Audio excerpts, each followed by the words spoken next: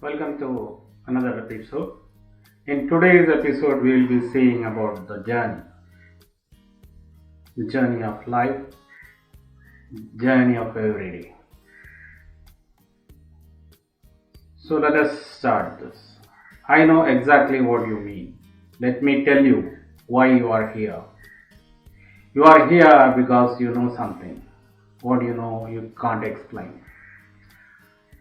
But you feel it. You have felt it in your entire life that there is something wrong with the world. You don't know what it is, but it is there, like a splinter in your mind, driving you mad. It is a feeling that has brought you to me. Do you know what I am talking about? This is a statement in the movie Matrix by Morpheus. Morpheus talks in this movie. So that should kindle your thoughts. Then we will see J.Krishnamurti's view, a pilgrimage together. If we could take a pilgrimage together without any intent or purpose, without seeking anything, perhaps on returning we might find that our hearts had unknowingly been changed. I think it is worth trying. Any intent or purpose or any motive or goal implies effort, a conscious or unconscious endeavor to arrive, to achieve. I would like to suggest that we take a journey together in which none of these elements exist. If we can take such a journey, and if we are alert enough to observe what lies along the way, perhaps when we return, as all the pilgrims must, we shall find that there has been a change of heart. And I think this would be much more significant than inundating the mind with ideas, because ideas do not fundamentally change human beings at all. Beliefs, ideas, influences may cause mind superficially to adjust itself to a pattern. But if we can take the journey together without any purpose and simply observe as we go along the extraordinary width and depth and beauty of life, then out of this observation may come a love that is not merely social, environmental, a love in which there is not the giver and taker, but which is a state of being, free of all demand. So in taking this journey together, perhaps we shall be awakened to something far more significant than the boredom and frustration, the emptiness and despair of our daily lives. This is taken from J. Krishnamurti, The Collected Works, Volume 11, page 243. The tree outside your window does not fear the fall when it is going to lose its leaves and face a barren winter. Instead, it transitions to the future in a burst of glory. I am sure the squirrel living within the tree does not look its future with dread. Instead, the squirrel lives each day, doing the things it loves to do without a mere thought to its future. Only man squanders is now, either reliving yesterday or worrying about tomorrow and things that may never come to pass. This is by Michael Luckman. Life is like a river. It often takes the path of least resistance. When you are standing on the river's edge, the river looks like it is straight as an arrow. But look at it from the air and you will see that it meanders left then right and at times even reverses itself.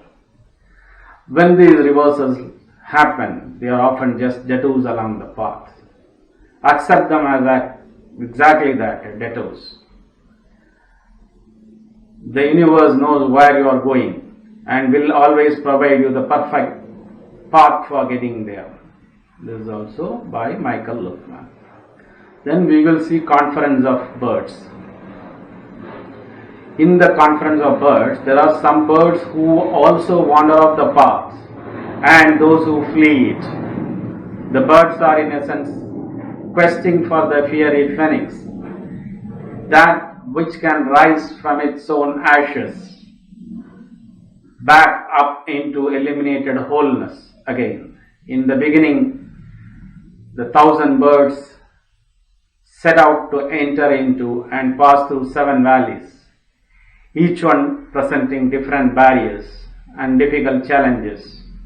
The 1,000 birds endure increasingly hostile conditions, terrible hardships, and torments, including horrifying visions, lacerating doubts, nagging regrets. They long to turn back. They are filled with despair and exhaustion. The creatures receive no satisfaction, no rest, no reward for a very long time. Thus, more and more of the birds make excuses to give up. The attrition rate continues until there are only 30 birds left to continue this harsh flight. That they all had begun with such earnest hearts, all in quest for the essence of truth and wholeness of life, wholeness in life, and beyond that, for that again, which can light the dark again. In the end, 30 birds realize that their perseverance, sacrifice, and faithfulness to the path is the lighted feather, that the same illuminated feather lives in each one's determination, each one's fitful activity towards the divine. The one who will light the world again is deep inside each creature. That fable lighted feathers counterpart lies ever hidden in each bird's heart. This is by Farid ud Din Attar. Then we will see Ithaka. When you set for Ithaka, ask that your way be long, full of adventure, full of instruction. The Lacetriongonians and the Cyclops, angry Poseidon, do not fear them. Such as these you will never find, as long as your thought is lofty, as long as rare emotion touch your spirit and body. The Lacetriongonians and the Cyclops, angry Poseidon, you will not meet them, unless you carry them in your soul, unless your soul rise them up before you. Ask that way, your way be long, at many a summer dawn to enter. With gratitude, what joy.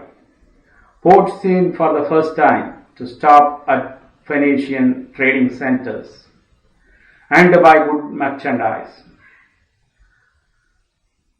Mother of pearl and coral, amber and ebony, and senses perfumes of every kind.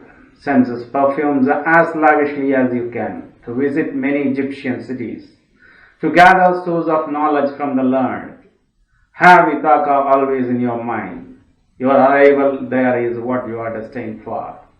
But don't in the least hurry in the journey. Better it lasts for years, so that when you reach the island you are old, rich with all you have gained in the way, not expecting Ithaka to give you the wealth. Ithaka gave you a splendid journey. Without her you would not have set out. She has not anything else to give you, and if you find her poor, Ithaka has not deceived you. So wise you have become of such experience, that already you have understood what these Ithakas mean. This is a poem by Constantine Kawafi. So that is a very good poem. It's our journey in life. Don't expect enlightenment or moksha to be a pleasure, or it bestows everything on you. It does not change anything. The journey is important. You are enlightened to the realities of the journey, nothing else. Stay with me for another episode. Subscribe to my channel. Thank you.